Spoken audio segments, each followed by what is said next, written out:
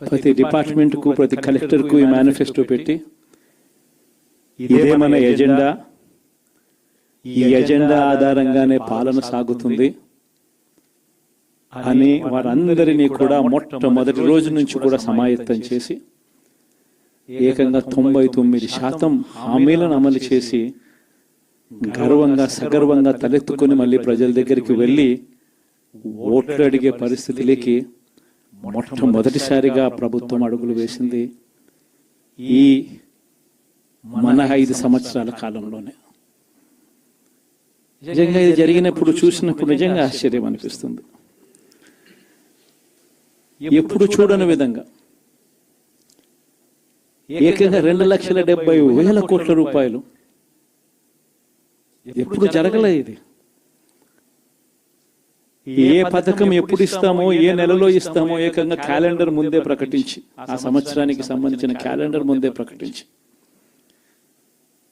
ఆ నెల వచ్చేసరికి ఆ బటన్ నొక్కడం, నా అక్క చెల్లెమ్మ కుటుంబాల ఖాతాలకు నేరుగా వెళ్ళిపోవడం ఎప్పుడు జరగల. నిజంగా ఒక్కొక్కసారి అనిపిస్తుంది, ఏమయ్యాయి ఆ ప్రేమలు, ఏమయ్యాయి ఆ ఆప్యాయతలు అని ఒక్కొక్కసారి అనిపిస్తుంది. 66 లక్షల మంది పెన్షన్లు తీసుకుంటా ఉన్న అవ్వాతాతలు, మనం రాకమునుపు, మనం అధికారంలోకి రాకమునుపు పెన్షన్ కేవలం 1000 రూపాయలు, ఎన్నికలకి 2 నెలల ముందు వరకు కేవలం 1000 రూపాయలు. మనం ఏకంగా దాన్ని 3,000 రూపాయలకు పెంచుకుంటూ పోయాం. అప్పట్లో 39 లక్షలు మాత్రమే పెన్షన్దారులు, 66 లక్షలకు పెంచుకుంటూ పోయాం. ఏ ఒక్కరిని కూడా పక్కన పెట్టండి అన్న మాట నోట్లో నుంచి రాలేదు. ఏకంగా 66 లక్షల మందికి ఇంటి వద్దకే మొట్టమొదటిసారిగా ఇంటి వద్దకే వెళ్ళి వాళ్ళ బాధలు తెలిసిన వ్యక్తులుగా వాళ్ళ చేతికి అందించి వాళ్ళ ఆశీస్సులు తీసుకున్నాం. మరి ఏమయ్యా 66 లక్షల మంది అవ్వాతాతలు, ఆ వికలాంగులు, ఆ వితంతువులు, అక్క చెల్లెమ్మలు, వారి ఆప్యాయతలు, ప్రేమలు ఇప్పుడు జరగని విధంగా 54 లక్షల మంది తల్లులకు కేవలం మీ పిల్లలకు బడులకు పంపించండి చాలు, మీ పిల్లలు గొప్పగా చదవాలి, మీ పిల్లలకు మంచి భవిష్యత్తు ఉండాలి, 54 లక్షల మంది అమ్మలకు అమ్మఒడి.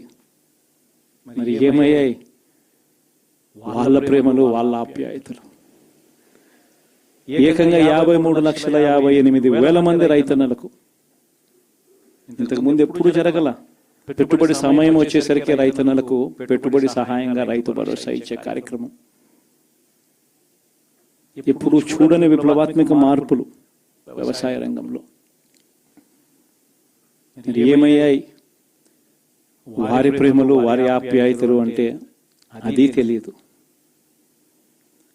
ఏకంగా 1,05,00,000 మంది అక్క చెల్లెమ్మలకు 0 వడ్డీ క్రమం తప్పకుండా ప్రతి సంవత్సరం వారికి అండగా నిలబడుతూ చేశాం. ఏకంగా 79 లక్షల మంది అక్క చెల్లెమ్మలకు పూర్తిగా అప్పులతో కుదేలైపోయిన పరిస్థితుల్లో అండగా నిలబడుతూ ఆసరా అనే కార్యక్రమంతో అండగా